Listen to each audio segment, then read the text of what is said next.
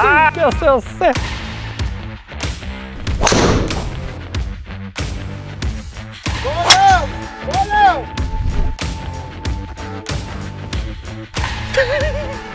Jag kan inte...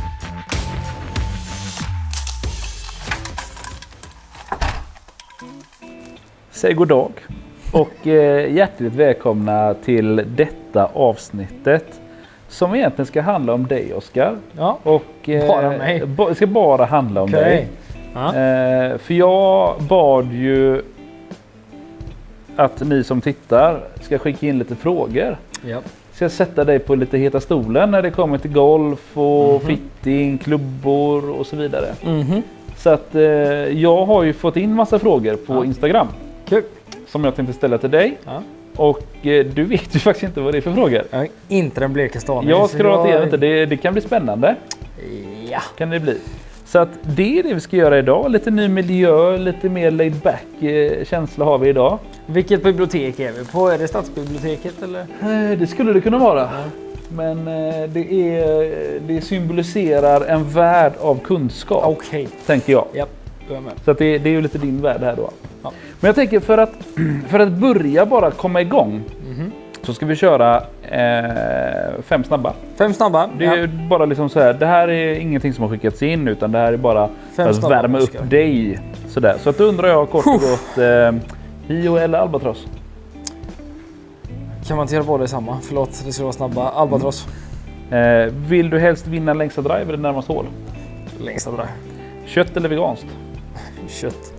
Höga eller låga strumpor? Höga. Pencilbag eller tourbag? Ja, pencilbag. All right. 5 snabba var det. Godkänt hittills. Får jag ändå säga.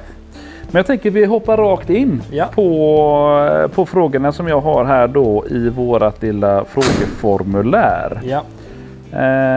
Och faktiskt den första frågan vi fick in nästan direkt är ganska bra.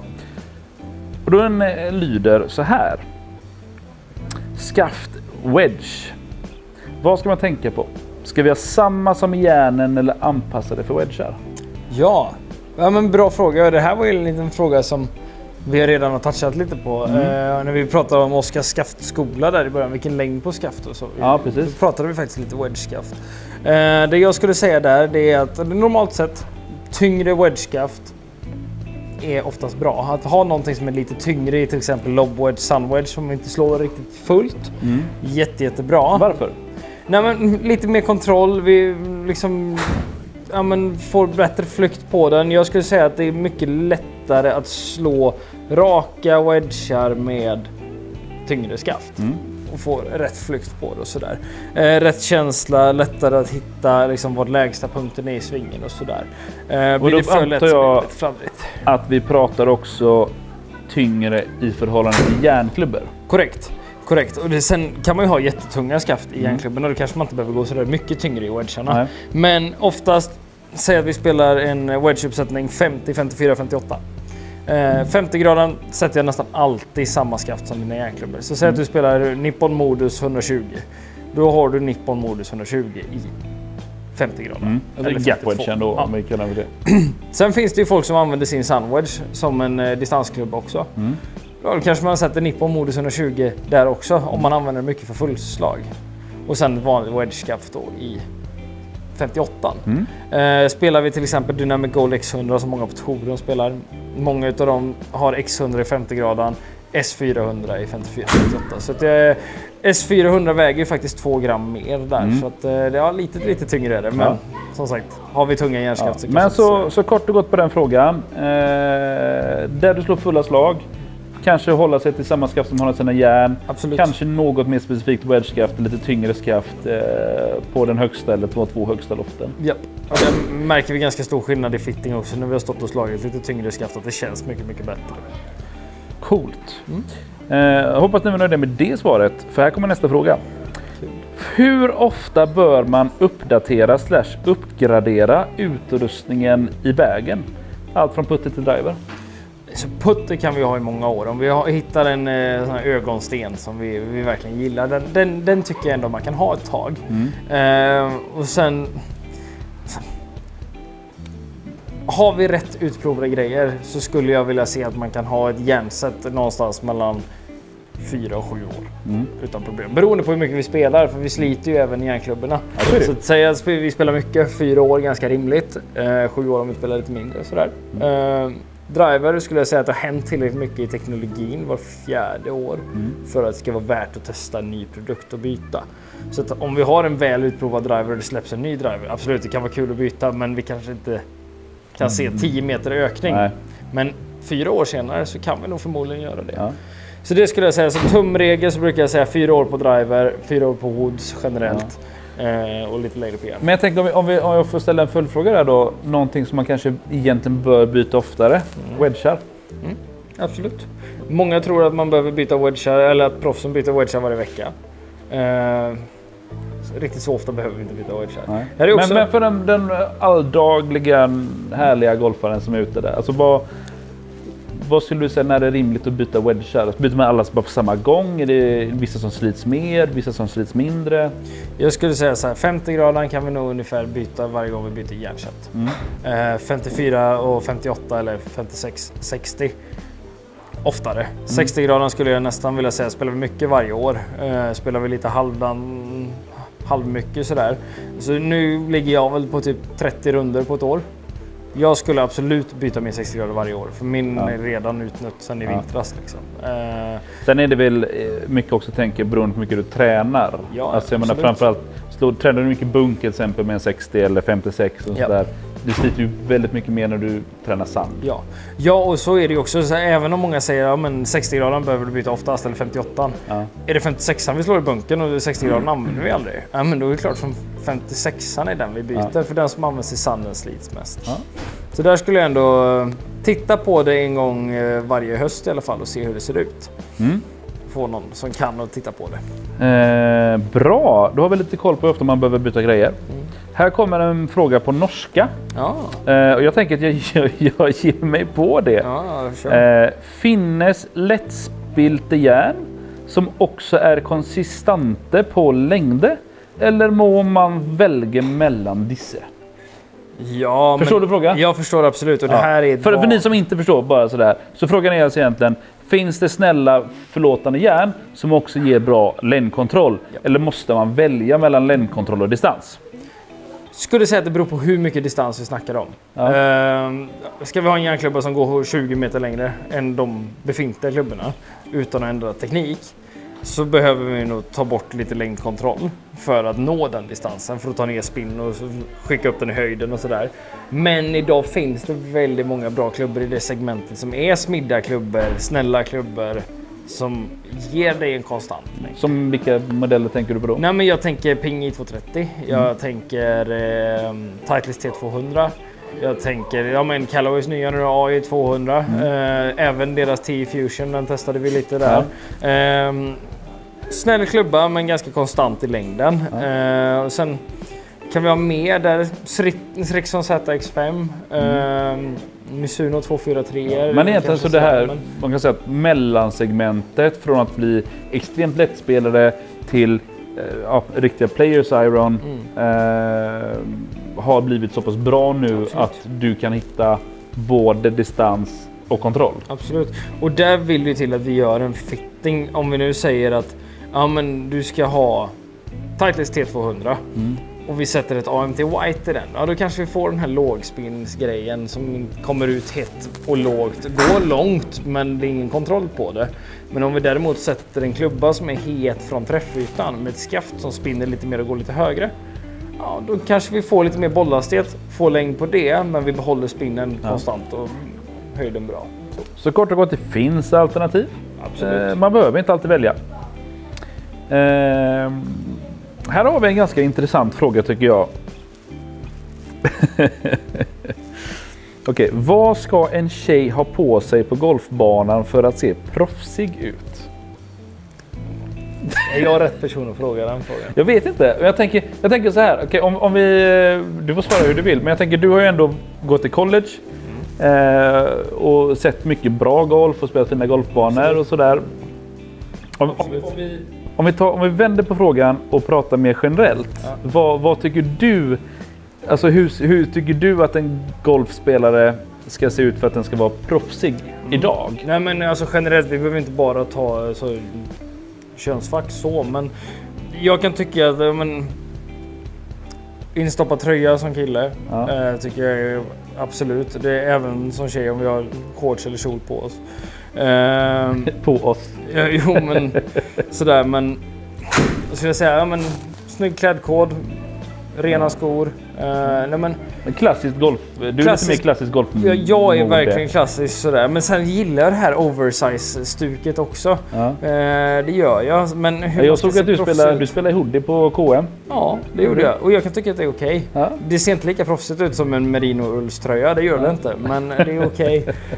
Nej, men generellt sett så kan jag tycka att en marinblå dress ser väldigt torigt ut. Du vet den här golfblåa? Ja, marinblått med vita skor. Ja. Sjukt torigt. Så att, vill ni få Oskars uppmärksamhet på golfbanan så är det marinblått och vita skor. Ja. Och jag lever i den skolan. Många säger att vita skor är bara för singelhandikappade. Jag kunde inte bry mig mindre. Du tycker alla får vita skor? Ja. Jag skulle aldrig kunna spela i något annat än vita skor. Nej. Bra. Nästa fråga. Lite mer personlig fråga. Bästa banan i Sverige? Enligt mig då såklart. Ja, det är dig det handlar om. Så att det är du som får... nu saknar jag ändå. Jag spelar många banor. Vi räknade hur många utav topp 50 vi hade spelat häromdagen. Jag är väl uppe i 30-35 där någonting. Men jag saknar fortfarande några för att kunna säga absolut bästa i hela Sverige. Men du får utgå från det som du har spelat. Ja, då skulle jag absolut säga Falsterbo. Ja. Det är den som jag gillar mest. Vad är det som, varför tycker du att den är... Ja, men jag älskar linksgolf. Ja. Falsterbo ligger fint vid havet där och det är bra stuk på banan och det är det här gammaldags linksaktiga som... Ja, men det är pottbunkrar och det är sanddynor och det är... Ja. Precis, men om man ser till, bortsett från att jag älskar linksgolf, så vanlig svensk hedlig bana så skulle jag nog säga att bästa banan, Österberg Stensson, sjukt bra golfbana. Sådär. Då har vi koll på det. Vi hade en fråga här som jag tyckte var intressant. Som det faktiskt har blivit lite uppsving på senaste dagarna. Men vi har en fråga här som går så här. John Daly pratar om fitting för grepp. Förekommer det bland amatörer som oss? Så kul att du frågar detta. För att det är inte jag. Det är... Nej, men nu ställer ju du frågan till mig. Du förstår vad jag menar. Ja. Nej, men jag fick faktiskt fråga igår någon som ville boka en fitting. Greppfitting. Ja. Om vi gör det. Och det gör vi inte i dagsläget. Men jag tycker nog att det kan vara en bra idé. I och med så som John Daly sa det. Att men greppet är det vi håller. Känns det inte bra så är det svårt. Vi kan inte ha midsize grepp på alla skaft. Vi kan inte ha standard. För det blir en jäkla massa skaft. Men jag kan tycka att när man har gjort en fitting på järnklubbor. Att istället för att bara välja ett grepp. Känn efter. Jag tycker att 90% av greppstorlek det är känsla bara. Det är ingenting som kommer påverka hur du slår bollen på det sättet. Om vi inte går från Jumbo Max XL till ett vanligt grepp, då kanske det påverkar lite grann. Men jag skulle säga att jag bytte från standard till midsize i år. Märker någon skillnad i mitt spel? Nej, kanske lite lösare grepptryck. Möjligt. Men det känns bara bättre. Ja. Sen så pratar vi alltid grepp och storlek och olika former och färger och kodat, halvkodat, okodat när vi gör en fitting. Ja, så det ingår ju någonstans även i själva fittingen att vi pratar grepp. Absolut. Men just att ha ett koncept och en tjänst som är renodlad greppfitting, det har vi inte idag. Däremot så pratar vi häromdagen att hur skulle det kunna se ut? Ja, och det jag tycker är viktigt när man gör en fitting, det är att man också väver in greppets vikt och storlek och sådär. För att säga att vi gör en klubba som ska bli lättare, och så sätter vi, eller som ska bli tyngre i huvudet till exempel, och så sätter vi Tour Series Jumbo Max uppe på som väger 150 gram. Ja, då plockar vi bort all vikt från klubbhuvudet. Så där vill det till att vi tänker är det här greppet rimligt att sätta på den här klubban? Och så vidare. Men sagt, det har pratats mer och mer om det där. Här har vi en fråga som alla frågor är riktade till dig. Vad är Oskars filosofi när det kommer till custom? Vad är viktigt och kanske också ganska intressant, vad är mindre viktigt? Nej, men det viktigaste av allt är att vi har en god känsla i det vi slår med. Det ska se bra ut, det ska kännas gött. Vi ska vilja ut på golfbanan med de nya produkterna. Vi ska ha, om det är ett järnkäpp, vi ska vilja ta fram den här järnklubban och bara det här ska bli så jäkla roligt att slå med. Det är grundregel nummer 1. När man har hittat det så tycker jag ser ju mycket fler folk komma härifrån med en lite tuffare klubba än vad de hade tänkt sig. På grund av att jag tycker att längdkontroll är A och O. Sen så finns det enstaka fall där man verkligen bara vill ha längd. Så man hjälper till där då. Så man kanske tänker bort den här längdkontrollen. Men då gäller det att ha den här öppna dialogen om vad man vill ha. Men det viktigaste tycker jag och min filosofi, det är att det ska göra samma sak varje gång. Missen ska vara tydlig. Den ska inte vara stor, men det ska vara tydligt vad missen är. Så att slår vi en järnsjua, vi har hinder på höger sida, då ska vi veta att okej, den här sjuan, jag missar alltid vänster. Jag kan slå den här på pinnen. Är jag inte på pinnen så är jag på vänster sida. Jag kommer inte vara borta. Det tycker jag är viktigt. Är det någonting som är mindre viktigt i en fitting? Någonting som man kanske pratar för mycket om, eller man lägger mer vikt vid någonting som du tycker att det där är egentligen ingenting som påverkar så mycket, eller man behöver inte lägga lika mycket tankar och vikt på saker och ting? Nej, men alltså, jag skulle säga generellt flex. Det är viktigt, förstå mig detta, det är viktigt att det blir rätt flex och sådär. Men vad kompisen säger att man behöver ha. Alltså, men okej, du svingar den här sättet, du ska ha X-stiffande. Den är mindre viktig. För att jag, som vi har sagt innan, man kan lika gärna komma härifrån med ett stiffskaft och svinga 130. För att det är det som funkar. Så stirra sig inte blint på flex. Och överlag stirrar det inte blind på vad du tror att du ska ha. För det kan vara, jag kan ha en tanke om vad jag tror att du ska ha när du kommer hit. Men när vi testar lite fram och tillbaka så kan jag komma på att fasen, det jag tänkte var ju helt konstigt. All right. En fråga som jag tycker är väldigt intressant här. Och för jag vet att här finns det ju väldigt mycket olika, så att säga, inte olika skolor, men många jobbar på olika sätt. Och jag vet ju hur du jobbar. Men frågan lyder så här. Tankar kring att ändra lie efter bollbana och inte hur man träffar marken. Det är så det står ordagrant. Och jag förstår frågan rätt så är det mer när du jobbar med lie och letar en lie. Kollar du mer på bollstart, bollbana, eller går du in och kollar på tån är lite mer ner i marken eller hälen är lite mer först? För att, hur jobbar du när du letar lie? Ska hitta rätt lie till Kul fråga. De som kommer hit.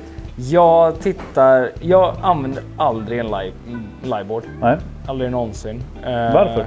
Alla andra gör det. Alla andra gör det, ja. Men jag tycker att om vi kommer ner med klubban med tån ner lite grann. Absolut, spelar kanske jättestor roll om vi duffar bollen lite grann. Men om vi faktiskt slår bollen som vi ska göra så spelar det ingen roll vilken del av klubban som går ner marken först. Jag tittar mycket på var bollträffen sitter i bladet. Så om vi har bladet här till exempel. Sitter bollträffen nere på tån, men då kan jag göra klubban lite mer upright så att vi får lite mer centrerad bollträff. Det tittar jag extremt mycket på. Sen så ställer jag alltid frågan i början av en fitting. Hur ser din vardag ut? Tränar du mycket golf? Tränar du med tränare just nu? Eller är du en person som har stolsvärmen på i bilen och kör det som uppvärmning, går rakt ut på ettan? Eller till och med tvåan för att man inte hann till starttid på ettan. Vad är visionen med golfen? Om någon står här och slicear något så fruktansvärt och bara, jag hatar att träna golf, jag vill bara att det här ska funka. Då kan jag kanske hjälpa till lite med bollstarten i live-vinkeln lite grann. Säg att vi gör den 2 grader upright istället för 1 för att få bollstarten lite mer vänster. Det tycker jag är fine. Men att göra en klubba 4 grader eller 3 grader upright när man egentligen borde ha standard sett i bollträff för att styra bollflykten, det tycker jag blir en kompensation och skapar förmodligen mer problem än vad det hjälper. Så du kollar på mycket, hur sitter bollträffen, hur kommer vi ner till bollen och jobbar därefter? Ja, absolut. Då har vi lärt oss det också. Jag kommer inte nu lite så här, det finns några roliga frågor, några bra frågor. Vi kan ta denna då. Vilken är den hetaste nya produkten i höst? Du får välja en. Får jag bara välja en? Du får välja en. Jag tänker att vad har kommit nu i höst? Vi har GT, vi har Callaway AI-järn och Fusion-järnet, vi har Opus wedgar, vi har High Toe 4 wedgar, Vi har nya TaylorMade CB, nya TaylorMade P770. Det är de som jag kan komma på just nu som är kanske tydligt heta släpp. Har jag missat något? Absolut, men alla är heta släpp sådär. Men det som är absolut hetast och det jag fick mest wow-känsla över. Den är lite kluven för mig för att jag vill säga 2 där egentligen. Men jag ger dig regel att du får bara säga en. Jag vet. Så att, jag skulle säga GT-driven. Alltså den är helt sjuk. Den. Ja. Stod och provade den lite häromdagen. GT3 då med samma skaft som jag spelar i min befintliga driver. Ja. Ökade väl svinghastigheten med 6 miles per hour typ. Ja. Bollhastigheten rätt mycket också. Så att, jättesnabbis, du får säga 2 också. Ja, men 2 är 10 hjärnan från Callaway.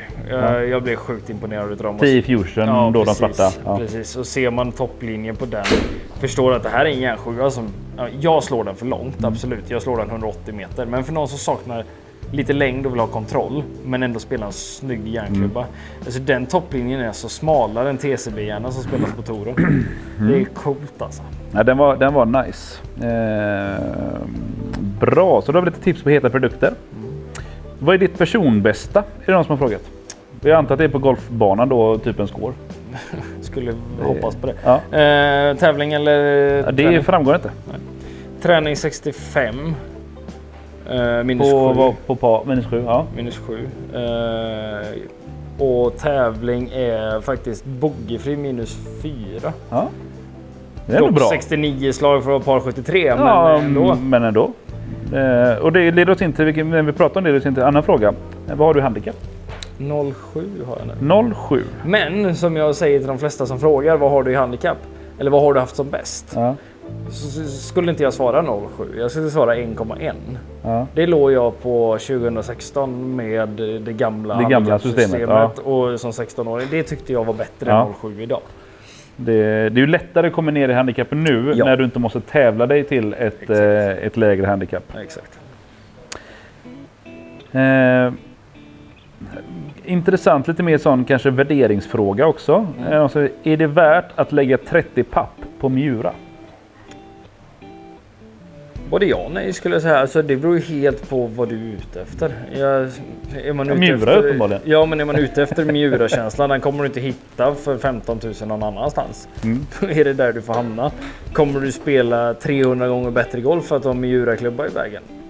Svårt att svara på det. Nej, det är jätteenkelt så. Det gör man inte. Nej. Det jag har testat flera gånger. Ja, men exakt. Alltså, jag brukar säga så här. Märker du skillnad om du har ett set för 5 000 eller om du har ett för 15? Ja. Märker du superstor skillnad om du har ett för 17 eller ett för 30? Viss skillnad kommer du märka för att det är en annan känsla. Men du kommer nog inte sänka snittskåren med lika mycket som mellan det första snäppet. Så skulle jag säga. Så man får bestämma själv vad som är värt. En intressant fråga till tycker jag. Vad skiljer sig mest i en fitting för en kvinna och en man? Oj. Nej, ingenting skulle jag säga. Så det beror helt på vad vi ligger i hastighet. Vi kan komma in här och ha 55 i hastighet som både kvinna och man. Och vi kan komma hit och ha 80 i hastighet som både kvinna och man. Så att, mina fittings skiljer absolut ingenting mellan kvinna och man. Det är same. Ja. Det är ju jättebra i och för sig. Ja, men det, alltså, det är... För du gör ju en hel del fittings på tjejer. Absolut. Gör du ju, så har du ju fittings på det mesta, men vi har ju ganska en del college-tjejer som har kommit hit och kollat upp sina bägar och sånt inför säsongen när de åker över och sådär. Ja, men äldre damer också. Ja, absolut. Alltså, den fittingen ser inte annorlunda ut på något sätt skulle jag säga. Nej. Många gånger, det jag kan tycka dock är att när tjejer kommer in och ska testa klubbor, om jag tar ut en renodlad damklubba som är rosa, det är inte många som hamnar där. Vissa tycker att det är asballt, men många gånger så bygger jag kanske en damklubba med damskaft och herrhuvudet för att färgen inte ska vara så skrikigt damig. Det skulle jag säga. Men när vi pratar om färg och vi pratar om rosa, ja. För jag har en fråga, så jag har med mig en putter här. Det är min putter faktiskt. Och frågan var egentligen som så här. Jo, väldigt enkelt. Och mycket öppet för tolkning. Vad är bäst loft på putter? Bäst loft på putter, det som passar dig, kort och gott. Ja. Och jag tänker lite, för att sätta lite kontext. För det är någonting som kanske inte pratas om allt för mycket om loft när det kommer till putters. Vi pratar alltid när vi pratar järn, vi pratar woods hit och dit. Men om du bara kort och gott liksom förklarar för oss hur loft påverkar en putt. Och vad man kanske bör tänka på. Kan man se någonting själv? Hur bollen kommer ut och rullar och sådär. Och vilken inverkan har loft på en putter och hur tänker man med launch och så vidare. Ja, men det är roligt att du säger det, för att om man tittar på loft och sådär. Det är väldigt många som kommer in och gör putterfitting som ställer sig frågan, ska jag ha mallet eller en blad? Ja. Jag tycker att det är lite skitsak samma om vi nu hittar rätt livevinkel och rätt loft och rätt längd. Rätt ifästning. Då har vi en bra putter. Loftet gör ju så att vi startar bollen rätt. Så har vi för mycket loft så kommer vi få en boll som startar högt och studsar. Har vi för lite loft så kommer vi förmodligen få en boll som antingen studsar för att det är alldeles för lite loft. Eller så har vi noll i loft så att bollen kommer ut och börjar rulla direkt. Ja. Men då kan man ju tro att vi vill att bollen börjar rulla direkt. Ja, men det tänker man ju. Du vill ju sätta fart på bollen direkt. Precis. Det bästa är att få lite launch på den. Ja. För att bollen lägger sig alltid ner i en liten håla på greenen. Så att när vi slår till bollen så vill vi att den ploppar ur sin håla. Sen börjar den rulla. Ja. Då får vi korrekt loft på putten. Ja. Vad är en bra launch på en putt?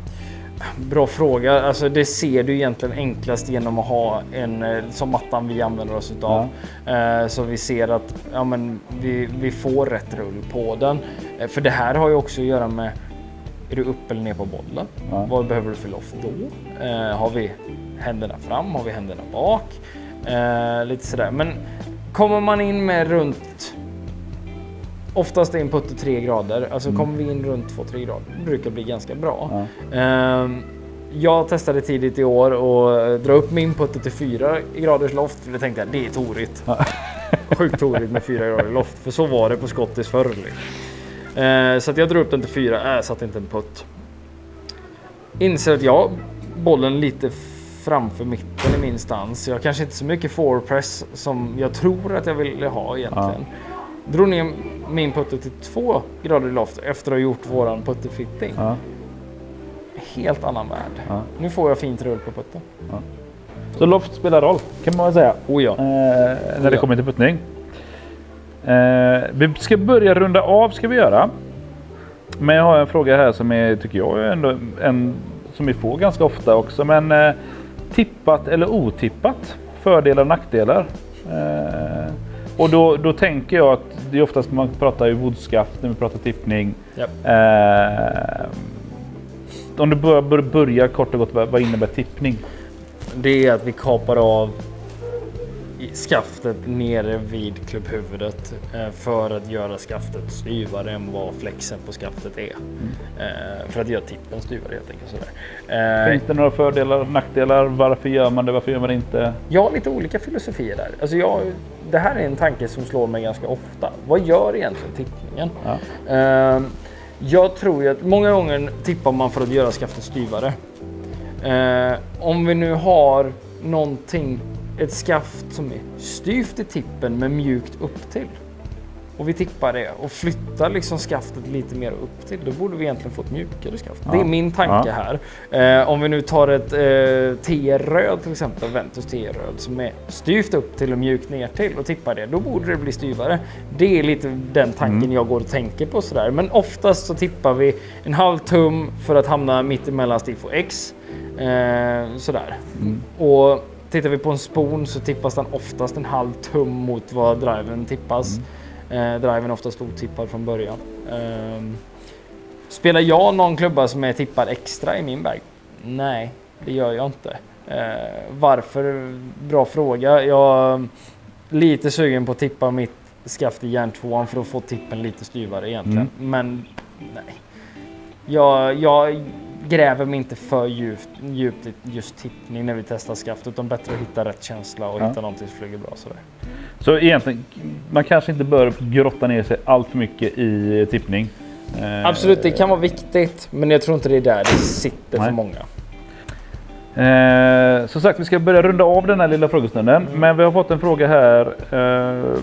Ja, alla kan ju ha olika åsikter, men det här är ju du. Vem är bäst på golf på custom clubs? Bäst på golf? Öppet för fri tolkning. Ja du. Vågar du sticka ut hakan och säga det själv?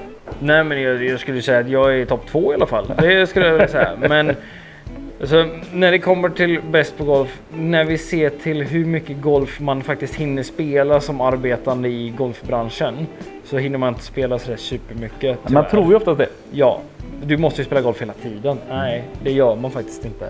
Jag skulle säga att det står mellan dig och mig, för jag tycker att du har kvaliteter som jag inte har, jag har kvaliteter som du inte har. Så att jag kan inte riktigt... Jag hade älskat att ha din spelstrategi och kunna liksom skåra från vilket läge som helst. Men jag kanske har den här 65an i kroppen medan du alltid har 75-72. Förstår du vad jag tänker? Men du vann ju ändå matchen mellan dig och mig senast du spelade. Så okay då. Så jag skulle ändå säga just nu så får du får den medaljen av mig. Ja, men just nu skulle jag nog också säga mig. Men ja. Vi ska se, vi har en liten rackare kvar här. Ska vi se om vi hittar den här också. Tar vi in Joel i den diskussionen så... Ja, men jag tänker att Joel, som sagt, han är ju faktiskt proffs på riktigt. Ja. Så att han får kanske inte vara med på den. Paradigm eller Coca-Cola? Oj! Nej, det får vara Coca-Cola på den faktiskt. Ja.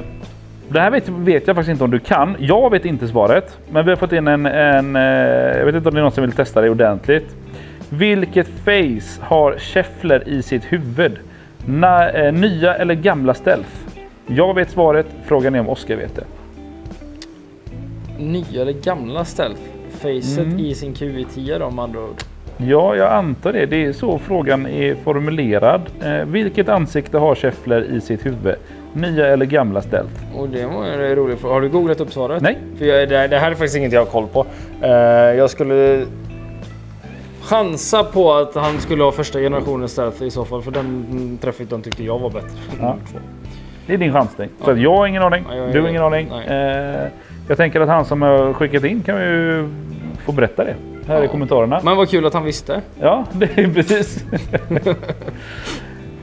Jag tänker att vi nöjer oss så här. Ja. Lite matnyttig information om klubbor och fitting och allmänt om Oskar. Så att, är det något du vill tillägga, något du vill ändra på innan liksom vi publicerar det här? Nej, det här ska vara öppet och ärligt. Ja. Nej, absolut nej. inte. Du är stolt över dina svar? Ja. Nej, men jag tycker att det jag gör blir oftast helt okej. Så att jag håller med det. Vi säger stort tack till Oskar för detta. Och får vi se vem vi sätter i stolen nästa gång. Jajamän. Fram tills dess så tackar vi för oss. Ja, hej så länge.